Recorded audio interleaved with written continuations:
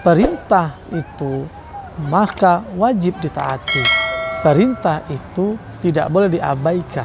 Perintah itu jangan banyak dicari alasan.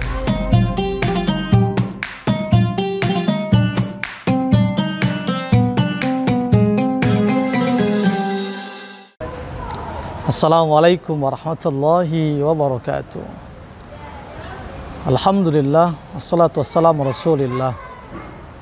Diciptakannya kita oleh Allah Subhanahu wa Ta'ala tidak lain dan tidak bukan untuk mengabdikan diri kepadanya. Wa ma khalaqtul jinna wal insa illa liya'budun.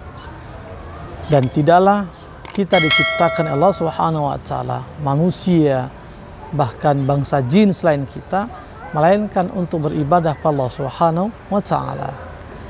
Maka ibadah adalah bentuk ketaatan, bentuk ketundukan, bentuk penyerahan pada Allah Subhanahu wa Ta'ala yang telah menciptakan kita selaku manusia dan khalifah di muka bumi Allah Subhanahu wa Ta'ala. Nah, tentunya ya, ada perintah yang memang menjadi kewajiban bagi kita orang beriman kepada Allah Subhanahu wa Ta'ala. Nah, perintah itu maka wajib ditaati. Perintah itu tidak boleh diabaikan. Perintah itu jangan banyak dicari alasan. Oleh karenanya, untuk memudahkan kita dalam memenuhi apa yang menjadi kewajiban sebagai hamba Allah Subhanahu wa Ta'ala, maka disitulah pentingnya menjaga iman, ya.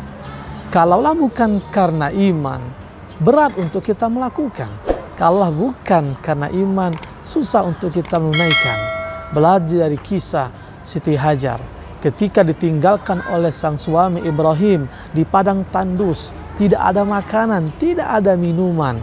Tetapi karena ini perintah dari Allah Subhanahu wa Ta'ala, termasuk Hajar bertanya kepada sang suami, apakah ini karena perintah? Apakah ini karena perintah Allah Azza wa Jalla? Ibrahim pun mengiyakan.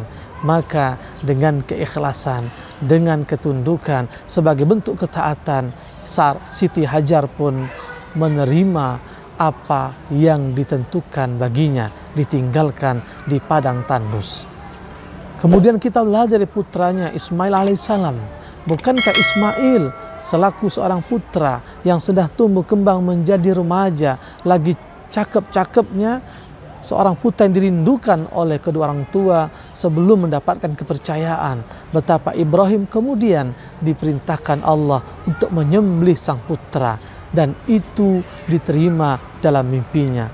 Falamma balagha ma'ahu saya qala ya bunayya anni ara fil manam anni athbauka fanzur maza tara.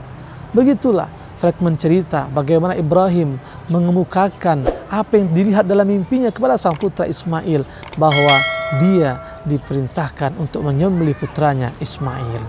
Karena ini adalah perintah, Ibrahim pun menanyakan kepada sang putra. Karena ini perintah, meski dilihat dalam mimpinya, dia sampaikan kepada sang putra. Berat memang, karena ini perintah Allah Subhanahu wa Ta'ala. Dan Ismail selaku sang putra tahu bahwa ini adalah perintah. Nyawa sebagai taruhannya, dia akan berpisah dari kedua orang tuanya. Tapi lagi-lagi karena iman kepada Allah Subhanahu wa Ta'ala, perintah pun tetap diiyakan. Apa yang menjadi mimpi sang ayah pun dibenarkan. Lalu Ismail pun berkata, ya abatif alma tu'mar, wahai ayahanda, laksanakan segera apa yang menjadi perintah, tunaikan. Satajiduni insyaallah minas sabirin. Mudah-mudahan engkau mendapati aku termasuk orang yang sabar. Saudaraku, maka jelaslah dari kisah ini apa yang disebutkan dalam Al-Quran, betapa ketaatan kita pada Allah Subhanahu wa Ta'ala akan mudah dilaksanakan, akan ringan kita tunaikan kalau terus menjaga iman kepada Allah Subhanahu wa Ta'ala. Maka apa pentingnya, apa kemudian hikmahnya ketika kita terus menjadi pribadi yang taat, beriman pada Allah Subhanahu wa Ta'ala? Maka mari kita simak firman Allah yang disebutkan dalam surah An-Nisa ayat 69. A'udzubillahi minasyaitonir rajim. Wa may yuti'illaha war rasula faulaika ma'alladzina an'amallahu alaihim minan nabiyyin wassiddiqin wasyuhada wassalihin ulaika hasuna rafiqa. Saudaraku, barang siapa yang selalu taat, yang taat kepada Allah dan taat kepada Rasulullah, Allah dan Rasulnya, maka mereka itulah nanti akan bersama orang-orang yang Allah berikan nikmat kepada mereka. Siapa? Yang pertama, minan nabiyyin, para nabi.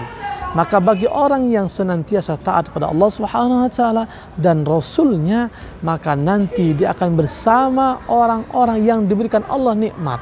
Mereka telah para nabi. Para nabi tentu orang-orang yang taat kepada Allah, yang ketaatannya bukan hanya di hatinya, bukan hanya di lisannya, tapi juga dalam perbuatannya. Maka inilah menjadi contoh paripurna betapa para nabi dan mereka orang-orang yang senantiasa taat kepada Allah Subhanahu wa taala. Semua perintah ditunaikan, semua larangan ditinggalkan, berjuang dengan keikhlasan, berjuang dengan segala ketundukan. Yang kedua, minas siddiqin, orang-orang yang membenarkan apa? Membenarkan kebenaran, membenarkan kebaikan, senantiasa dalam kebaikan, senantiasa dalam kebenaran. Mereka itulah orang-orang yang mendapatkan nikmat dari Allah Subhanahu wa taala.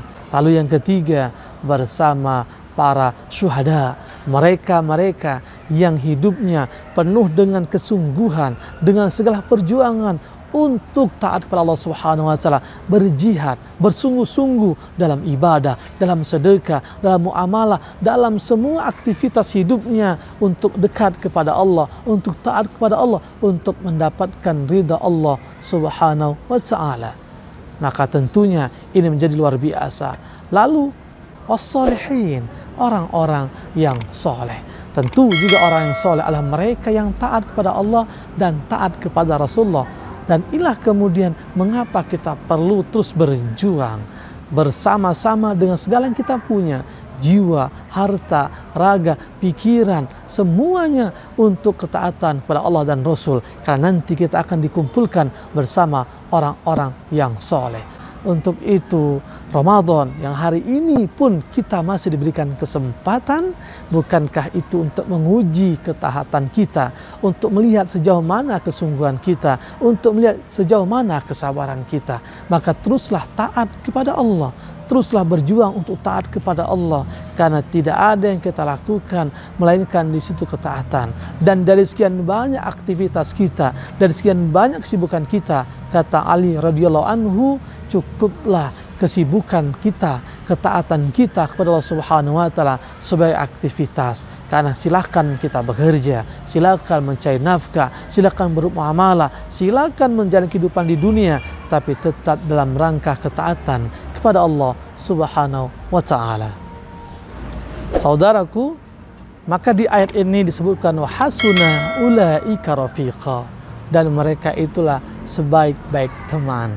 Saudaraku, kita tentu dalam kehidupan ini perlu banyak teman, perlu banyak kawan, perlu banyak relasi, perlu banyak koneksi, dan perlu banyak silaturahmi. Tapi satu hal yang mesti digarisbawahi, betapa teman yang baik adalah mayyadulluka ala khair, yang mau dan selalu mengajak kita kepada kebaikan. Maka memilih teman bukan semata-mata karena kekayaan, bukan semata-mata karena jabatan, bukan semata-mata karena keturunan. Karena kalau semata-mata yang demikian, seringkali nanti akan melahirkan persoalan. Nah, kalaulah menjadi gambaran tadi, para nabi, orang-orang yang siddiq, para syuhada, dan kaum soleh itu sebaik-baik teman, maka berharaplah di dunia ini pun kita punya teman-teman yang siddiq, teman-teman yang soleh, teman-teman yang syuhada, yang mereka siap berjuang, mereka siap bersungguh-sungguh dalam ketaatan pada Allah Subhanahu wa taala. Dan pada saatnya nanti kita pun juga bisa berkumpul dengan para nabi. Kenapa? Karena kita termasuk yang digolongkan sebagai teman mereka karena ketaatan kita pada Allah Subhanahu wa taala. Pertanyaannya, apakah tidak mau kita menginginkan? Apakah tidak tergerak untuk kita mengupayakan? Sementara dekat dengan orang yang kita anggap punya jabatan, kita kadang rela berdesak-desakan. Biar kita kenal dan akrab dengan orang yang punya kekayaan, kita rela menggunakan segala cara untuk dekat dengan mereka. Lalu bagaimana mungkin cara kita untuk kepada Allah tidak bisa dan biasa-biasa bahkan ogah, maka untuk dekat dengan Allah agar Allah ridho dengan kita, bisa bersama Rasulullah, bersama para nabi, para orang-orang yang siddiq, para orang syuhada dan orang yang soleh, maka tetaplah hidup dalam ketaatan baik kepada Allah dan kepada Rasulullah. Bukankah ketika kita taat kepada Rasulullah sama saja kita taat kepada Allah? Ketika kita taat kepada Allah, tentu kita juga taat kepada Rasulullah Sallallahu Alaihi Wasallam. Maka puasa yang kita lakukan, ibadah yang kita tunaikan, tentu ketika diniatkan kepada Allah dan diikutkan dengan apa yang dituntunkan Rasulullah, itulah yang akan menjadi kebaikan bagi kita. Oleh karenanya, saudaraku semua, berlindunglah kepada Allah dari fitnah, berharaplah kepada Allah agar senantiasa istiqamah, agar kita diberikan kekuatan untuk tetap taat kepada Allah, taat dalam segala hal, dalam ibadah, muamalah, kehidupan dunia yang tentunya menjadi wasilah untuk kebaikan kita di akhirat nantinya. Semoga ini bisa menjadi harapan dan bisa diwujudkan menjadi kenyataan. Fastabiqul khairat. Assalamualaikum warahmatullahi wabarakatuh.